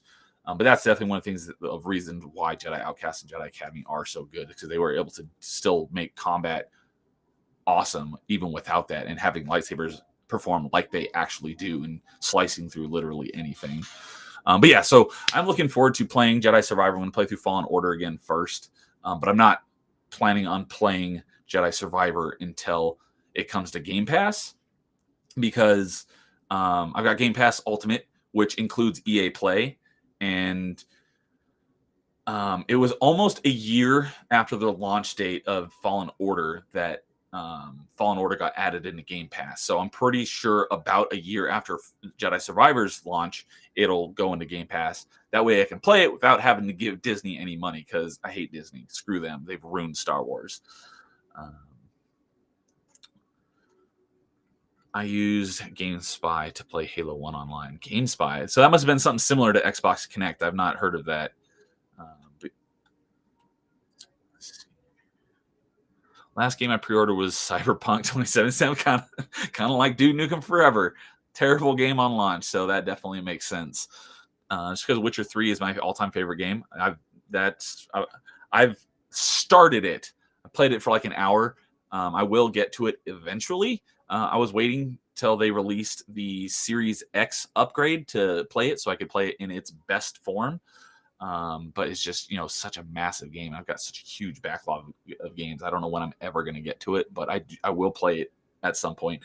I'm going to play 2 first, though, which I have. I don't have 1 because it wasn't on Xbox. It was a PC only. But 2 and 3 are both on Xbox, and I have both of them. So I do plan on playing them. But yeah, Witcher 3, I'm pretty sure also launched in a pretty bad state. and they made it a good game after a lot of patches. But yeah, a lot of people. I know a lot of people that's their favorite game of all time, and I'm looking forward to playing it because that's another. Like I said, I'm not into turn-based RPGs, but I like real-time RPGs. I love Elder Scrolls. Mass Effect is my favorite franchise of all time, so I'm pretty sure I'll like Witcher. I don't buy a lot of new AAA games. Yeah, same here. I've been very underwhelmed, to put it politely. Yeah, most people have. Most of my buys are retro, indie, collections, etc. Same here. Actually did pre-order Inscription and was very happy with it. I don't even think I've heard of that game.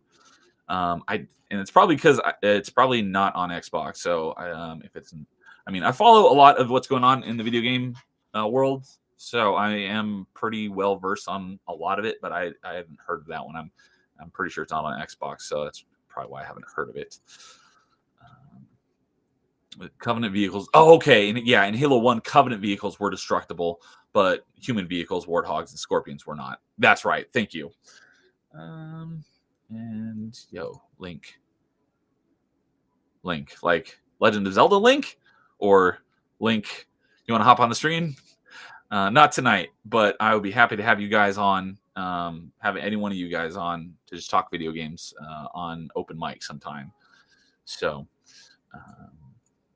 Inscription is a horror. Oh, you know what? I have heard about that game by the guy who made Pony Island and the Hex. Okay, I haven't heard of those two, but I do remember seeing Inscription mentioned in some of the videos I've watched. Okay, cool. So, oh wow, we've already been an hour and a half, and I'm still only on like 0.3 of my notes for tonight. I love it. I was worried I wasn't gonna have enough to talk about. Yeah, so like I was saying, during the Xbox GameCube era, I built my PC, so I was playing like Splinter Cell and Jedi Outcast on PC because those versions were better than the console ones. But I had Xbox and one Halo. I love the Halo franchise. Like I said, played a crap load of Halo 1. It was one of my favorite games of all time for a long time. Probably my favorite game in the Halo franchise is Halo 3. Halo 2 is, well, no, with Halo 5, I can't say Halo 2 is my least favorite. But there were some things that irked me about Halo 2, especially when it comes to playing on Legendary, because in Halos 1 and 3, playing on Legendary, your teammate can die as long as you survive that encounter, they'll revive. But in Halo 2 on Legendary, if one person dies, even if the other person's, you have to go back to your last checkpoint, which was really dumb. Because that's basically how the Iron Skull works. If you turn on the Iron Skull, is if either person dies, you have to go back to the last checkpoint. Or if you're playing and you die, you have to go back to the beginning of the level. That's the worst. And no, I've never tried. I never bothered with any of the lasso runs, which Legendary all skulls on. And there's an achievement in Master Chief Collection for beating each of the Halo games in the lasso playlist, beating the entire game with all skulls on. I will never ever do that. Okay. Yeah, Halo 3 is probably my favorite in the Halo franchise. Where's I going with that? Other of my original Xbox, because that's what got me into Xbox was Halo. But my buddies had it. But I had mentioned earlier who I bought my original Xbox from. He accidentally gave me another game that he actually took it back as that it was his cousin's game, and he accidentally gave it to me. And all the games he gave me when I bought his Xbox was the original original Xbox Ninja Gaiden. They re-released it a little bit later, Ninja Gaiden Black, because at that time Xbox was brand new and released the probably first known DLCs, at least on console, for Ninja Gaiden, with adding additional stuff into the game. But because no one had Xbox Live then, there was no way to get it, so they put it on a disc and re-released it as Ninja Gaiden Black. They added a bunch of extra stuff that wasn't in the game, and Ninja Gaiden Black to this day is still one of my favorite games of all time. Ninja Gaiden 2 is also also fantastic. But one of the why I like Ninja Gaiden Black slightly more than you is because Ninja Gaiden Black basically had an interconnected open world that, but Ninja Gaiden 2 was linear level based. But probably the weapons in Ninja Gaiden 2 were probably more balanced than the ones in Ninja Gaiden Black. But Ninja Gaiden Black, he's like he came back later. Like, that game that belongs to my cousin. I need to have that back. So like, no, I love this game. Probably the game I've raged at more than any of it in my life, Ninja Gaiden Black. Um, but I was glad I had to get back to them. But then shortly thereafter, they announced that they were releasing Ninja Gaiden Black, so that I went and bought that when it came out. So, don't ever play Witcher 1. It's awful. The only reason I finished was collectible women cards that were naked. Okay, I've heard about that because they've been talking about doing a remaster or more likely a remake of the original Witcher 1, and I definitely would see them probably taking that out because of misogyny. Mass Effect is one of my favorite series. Also, yes, thank you, Jonathan Davis. I know uh, probably a bit of a hot take, but my single favorite game of all time is Mass Effect 3. I know the ending was very controversial, but yeah, it could have been a lot better. I think I was in chat talking to Melee James last week that it definitely would have been a lot better if they had gone with the indoctrination theory as the actual ending. You don't know if you are a fan of Mass Effect and don't know about the indoctrination theory, go look up. There's a YouTube video on it. It's probably like 20 something minutes. And that would have been way better than the ending that we got. But for me, it was more of the journey than the destination. And other than the ending, I think Mass Effect 3 is just a fantastic game. And I just love it. And they added the co-op, the multiplayer. Is other than Destiny, the co-op in Mass Effect 3 is probably my most played multiplayer game of all time. I still play that regularly to this day, a couple times a month with my best buddy in real life. And I am an Andromeda apologist, or not an apologist, a defender. I think it got a bad rap. It's not as bad as most people say it is. Not a great game, definitely the weakest in the franchise, but I don't think it deserves as much hate as it gets. Is my chat coming through now? I don't know what happened. Yes, I don't know anything about your chat's not coming through. Oh, here's your next comment. My chats are getting killed. The video quality is staying for me. Not sure what happened. Also, I've been looking really hard for Ninja Gaiden Black. I have the disc. I own Ninja Gaiden. Is that the original Xbox version before Ninja Gaiden Black, or is that the original NES Ninja Gaiden? Played it on a stream. Okay, I'll have to go check out your channel and go see it. Because yeah, the original Ninja Gaiden on NES, I never played them. Although you can unlock them in Ninja Gaiden Black. Maybe it was the original, maybe both. I remember at least in one of them you could unlock the original 3 Ninja Gaiden games from NES and play them. I never bothered with it, but those are also known as some of the hardest games of their era, along with like Battletoads and stuff. Oh, Nerdy Neo, do you believe in the indoctrination theory? Well, the what did they call it? Because a little bit after Mass Effect 3 came out, because of all of the hate that they got for how bad the ending was, they redid the ending, and they call that's what it was called. It was called the extended edition or extended version, something along those lines. And what they changed in that extended cut, the extended cut, that's what it was. I'm pretty sure it was called the extended cut. Killed the indoctrination theory because the thing that they changed in that made the indoctrination theory not line up. But in my head canon, yes, the indoctrination theory is what happened in my head canon. Oh, I recognize this. Oh, Metroid, yes.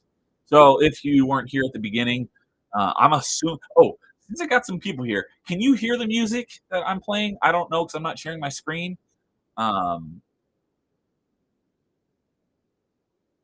so yeah, let me know if you can hear this. The music I've been playing is DJ Axis. Go listen to his remixes. He remixes video game music, so want to shout him out because he was on my Mega Man stream a couple weeks ago. He's a pretty cool guy. Um, so yeah, if you can hear the music, that's what's playing right now. So I played the first three, so it didn't bother me like most people. I still think the indoctrination could still be true, especially with the destroy ending. Yeah, I think canonically in the universe, I think canonically the destroy ending is the actual ending, but they did leave it ambiguous, which is kind of cool because they did something similar with because BioWare also did, BioWare did Mass Effect, BioWare also did Knights of the Old Republic, and one of the cool things was because the in most headcanon in BioWare in Knights of the Old Republic, the light side ending is the true ending. But in the novels, the Old Republic novels, particularly the Revan book, they actually left it ambiguous so that either way that you ended KOTOR plays into the Revan book on what actually happened in the past, which was kind of cool. So, let's go. It's not this account's channel. This is my personal account, not tied to my stream. Oh, okay, gotcha. Okay. Internet Crusader is in Black Belt. Okay, cool. I've seen you on a couple of my streams, and I see you in Discord a lot. So glad to see you here again in Black Belt, and I see you on a lot of James's streams too. Cool. Okay, so you guys don't hear any of this music, so I'm gonna have to figure that out. Or somebody's gonna have to teach me on how to get the music to play so you guys can hear it. Do you have to? Because I know if I share my screen, I can share audio, but I don't really want to share my screen. So I'll have to figure that out. I've had many fights with JT. The destruction theory is the real ending. Has he played Mass Effect? Because I know he's not a huge gamer, but he's one of my best internet buddies. So I'll have to have him on as well. I just don't know whether he's how big of a gamer he is. So, man, I had so much stuff to talk about. We're already at an hour 47. My goodness. I'll have to save a lot of this for 2 weeks from now because, like I said, I'm gonna have Melee James and Melee K on next week, next Thursday at 8 o'clock Pacific, and we're just gonna be rambling on about video games. So, a couple of things before we wrap up here. I just kind of want to show you guys because I thought it was cool. So my birthday was recently. I kind of revamped the closet here to be much more stream friendly. Get them on. Oh, okay. English says get JT on. I've had lots of fights with him. Yeah, I'm sure. Yeah, I was on. I haven't been on his channel on Late Night with Cat, but I was on After the Weekend a few weeks ago, and we talked about Matrix for an hour, which is my favorite movie of all time. Hence, why my gamer tag became Neo21, and now my YouTube persona Nerdy Neo. Okay, let's see. So I've been revamping my office here to make it kind of stream friendly, so I can put up all my cool nerd stuff. So I bought on Etsy, so they customize it, one of those big mouse mats that's going to go under my mouse and keyboard. I want to show you what I've got on its way here. I thought it was pretty cool. Let's see here. Share window.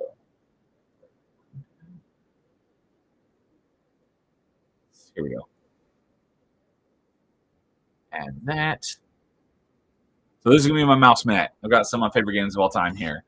We've got Mass Effect, got Subnautica, one of my favorite recent games as an indie, and I absolutely fell in love with Subnautica.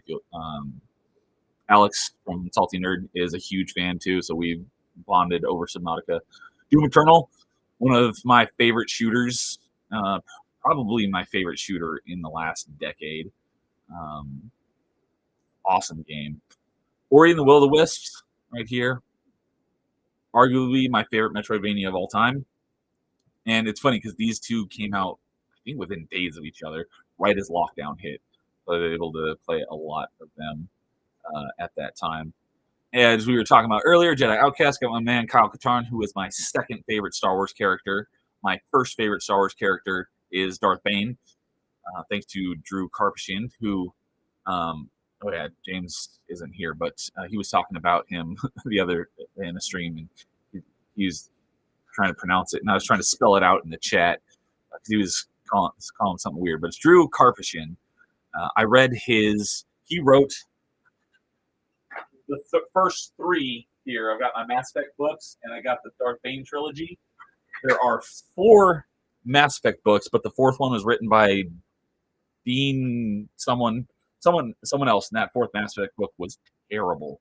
Don't read it. The first 3 books, though, were by Drew Karpyshyn, and they were fantastic books. And then on the inside, one of the inside covers had more by Drew Karpyshyn. And I was like, oh, he's written Star Wars, the Darth Bane trilogy. What's this? Checked it out. Oh my God, it's fantastic. And Darth Bane instantly became my favorite Star Wars character of all time, and Kyle Katarn is my second. Got a main, founder of the Metroidvania franchise, Samus. My man, Ryu Hayabusa. I was saying Ninja Gaiden, one of my favorite games ever, and Mega Man X and Zero, some of my favorites. So hasn't shipped yet, but it'll be coming, and I'll be able to put that on my desk underneath my mouse and keyboard. Let's see here. If you talk with JT, tell him to suck it from Vanquish. Yeah, I know you. I see you in the chat all the time too. I think I saw you a bunch in Late Night with Cap stream last night. I wasn't able to watch it live last night. I watched it after it finished airing, but I see you in his chat all the time. Now, is it he says Vanquish AZ? Is it Vanquish AZ or Vanquish as? Do you have a preference on the pronunciation? I'm assuming that because you're in Arizona as well. And being named Vanquish, have you ever played the game Vanquish, which is Platinum Games game? Awesome game. I just replayed it again recently this year. Actually played both the 360 version and the Xbox One version because I was doing it for a challenge where I had like 2 or 3 achievements in each of them. I had to go through and I had to complete the game again without dying to get one of them. I had to get the missing statues I didn't have, and then I had to complete challenge mode. So I completed both versions, or in Xbox they're called stacks, when you have the same game again with another achievement list. I did both of them earlier this year. And that is a fantastic game. Very underrated. Didn't get the recognition it deserves. Should have gotten a sequel. Oh, I need to add that to my list because I've got a list of questions for Party Chat. A huge list of questions that I've created over the years to talk about on our Party Chat stream. And one of them is games that should have gotten a sequel. Vanquish should definitely be on there because it ends on a cliffhanger. And that game was like 2013, I want to say. 10 years later, and we're no closer to getting a Vanquish sequel. Probably never will. Yeah, okay. I will tell JT to suck at Vanquish. Let's see here. Is that some Mega Man X Command Mission? I've never played Mega Man X Command Mission. I had seen it. I did talk about it earlier near the beginning of the stream because Geno95, who was on my Mega Man stream from a few weeks ago. If you're a big fan of Mega Man, go watch DJ Access, Geno95, and I talk about Mega Man for 2 hours. And he was actually streaming Mega Man X Command Mission just earlier tonight. Yeah, Darth Bane is the best. Darth Bane, not Cad Bane. He's all right, but he's nowhere near as cool as Darth Bane.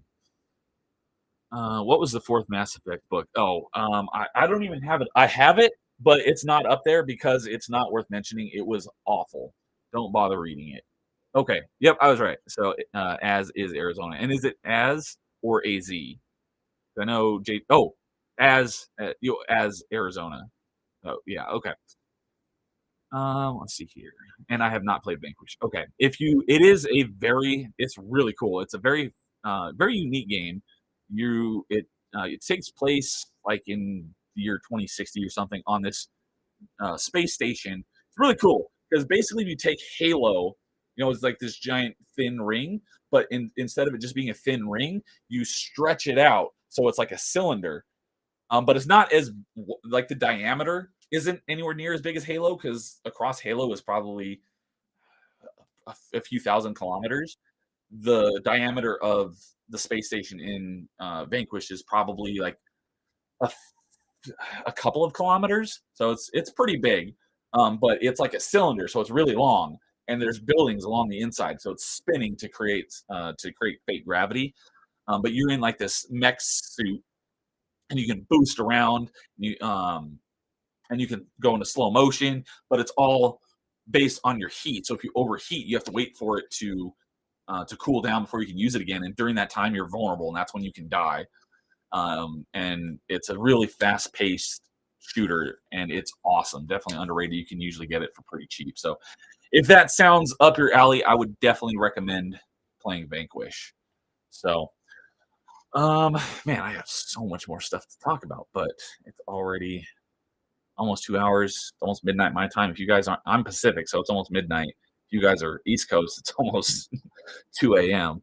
So this has been a lot of fun. I figured I was not going to have as much enough to talk about this whole time, but I didn't even have enough time to get through all my stuff. So this has been a lot of fun.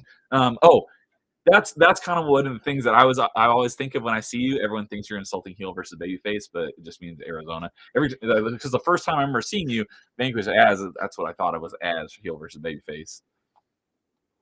So yeah, I would my open mic. Let me know when you guys want to come on for open mic. It's going to be Thursday nights. As long as I can do Thursday nights, I may have to switch to Wednesday nights sometimes, but I think I should be able to stick to Thursday nights. And the time is kind of variable, depends on the week. But yeah, I'd love to have any of you guys on to just talk video games. So yeah, so next week on Thursday at 8 p.m. Pacific, I'm gonna have Melee James and Melee K on. We're just gonna talk about video games. So the week after that, I'll be open if you guys want to hop on and chat on another Nerdy Neos open mic. So that was a lot of fun. I'm glad some of you guys showed up and we are able to have some discussion back and forth. Love to be on. Okay, yeah, yeah. I'd be happy to have any of you guys on sometime. So that's the reason why I started this channel. I just want to talk about video games. That's all. The only thing I have on my channel so far are streams. I've got some ideas for videos, but I don't really have a lot of time to actually make videos. So most of my content is just going to be streaming, talking about stuff. And Internet Crusader, who is in Black Belt, I've got that connected in my head now. Hit you up on Discord at some point later too, especially if you ever talk about Sonic. Okay, I've never been a huge Sonic fan. Not that I have anything against Sonic. I'm just not terribly well versed in the franchise. I think really the only I played some Sonic. If you were here at the beginning, I was talking about one of my buddies had Genesis and I had Super Nintendo. He had Sonic. So I played Sonic over at his house. The only Sonic I've ever actually played in its entirety is the one that was on Xbox Live Arcade. Let me pull that up real quick, assuming it doesn't take forever to load. I want to say it was Sonic 3. Which Sonic game did I play? Oh, I have played a couple of them. Okay, I played Sonic the Hedgehog 2. I played Sonic and Knuckles, and I also played Sonic's Ultimate Genesis Collection. So, okay, I have played a number of Sonic games. Why does it say I no longer have them? Were they all on Game Pass and no longer on Game Pass? Maybe that was the only thing that would make sense. I remember I know I didn't play the discs. So, okay, I have played a few.